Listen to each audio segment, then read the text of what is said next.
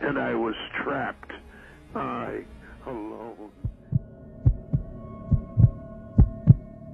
Nadia never saw anything that night.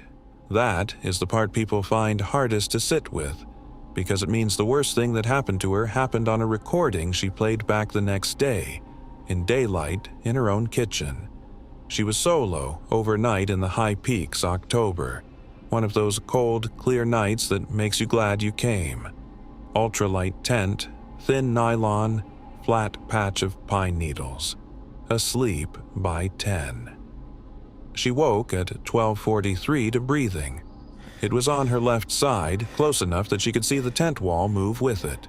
Not the flutter of wind, a push. The nylon would bow inward, hold, and relax. Bow inward, hold, relax. And it was slow. 8 seconds in, 11 seconds out. She counted over and over for hours, because counting was the only thing she could do without moving. Nothing breathes like that. Not a deer, not a bear, not a person. A person cannot hold that rhythm for 6 hours without it drifting, and this did not drift by a fraction. She lay on her back and did not move. After about 20 minutes, she decided to record it, and this is the detail that has never left her, because the moment her hand touched the phone, the breathing changed. It sped up, slightly, for maybe 4 cycles, and then it settled back into that same 8 and 11. It knew she had moved. It was interested that she had moved. She recorded 6 minutes. On the audio, you can hear the breathing, and you can hear her whisper, very quietly, that there is something outside her tent, and it has been breathing for over an hour. The breathing continued until 6:40 in the morning. Never relocated, never faded. 6 hours in one spot. At first light, she unzipped and looked, and there was nothing there, and there was also this. On the left side of her tent, in the pine needles, there was a compression, body-shaped, long and pressed deep, the way ground looks after something heavy has lain on it for hours. The proportions were not right. Too long through the middle, short in the legs. She has described it as the shape of a person that somebody had stretched. And there were no tracks. Nothing leading to that spot, nothing leading away from it, in soft pine duff that holds a boot print beautifully. Something had lain down beside her for 6 hours, and had not walked there, and had not walked away. She packed and hiked out and told nobody, because what she says is, "What would I even report? An invisible person slept next to me and left an impression but no footprints." She played the recording the next afternoon, at home, and at 3 minutes and 14 seconds in a gap between 2 breaths, there are 2 whispered words. She did not hear them that night. They are on the file. Keep recording. Nadia has camped exactly once since, with a friend, never alone again.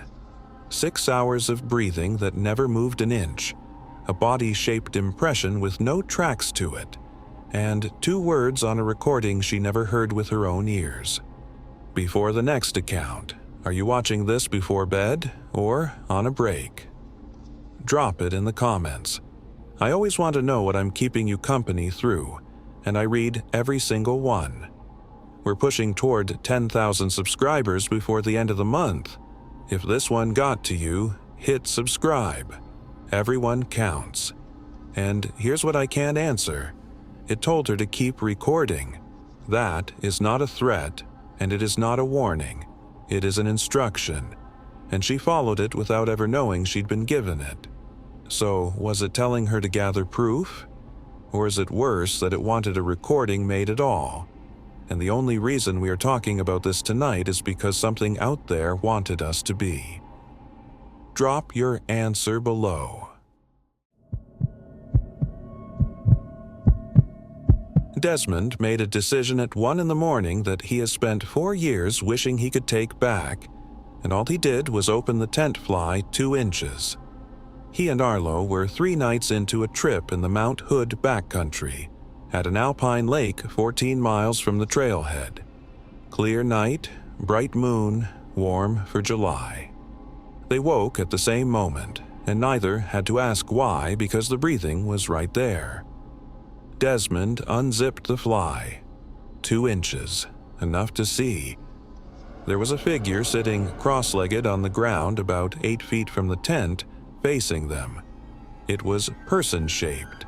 That is the most either of them will commit to. Person-shaped and wrong in ways that took a few seconds to assemble.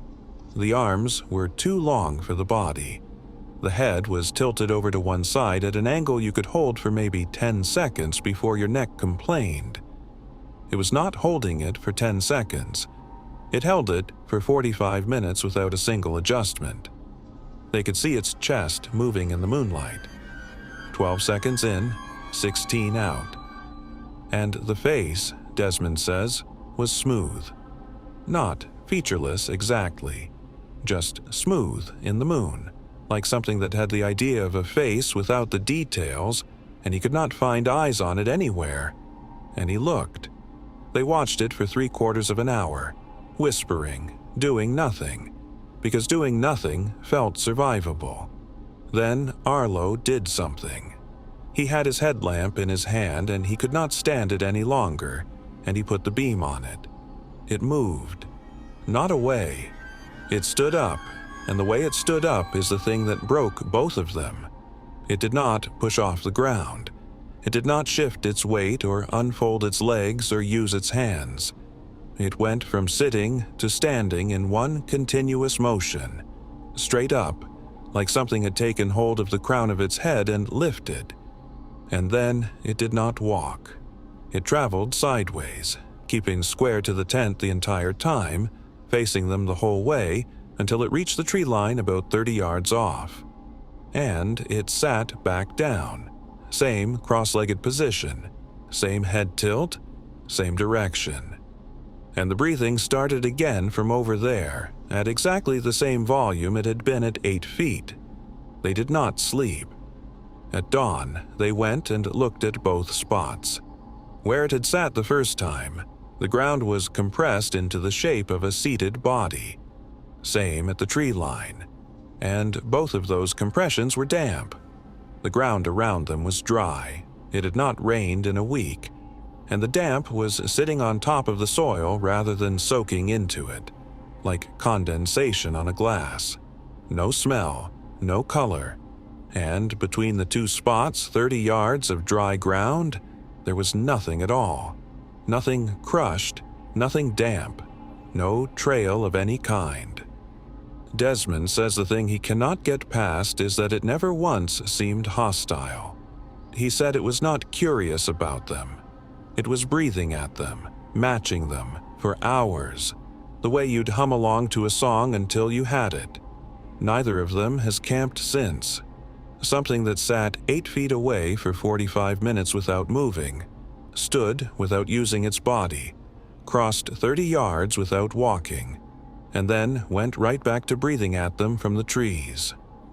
Here's what I keep landing on. It only moved when the light hit it. Not away, just further. Like being seen properly was against the rules, but leaving was never on the table.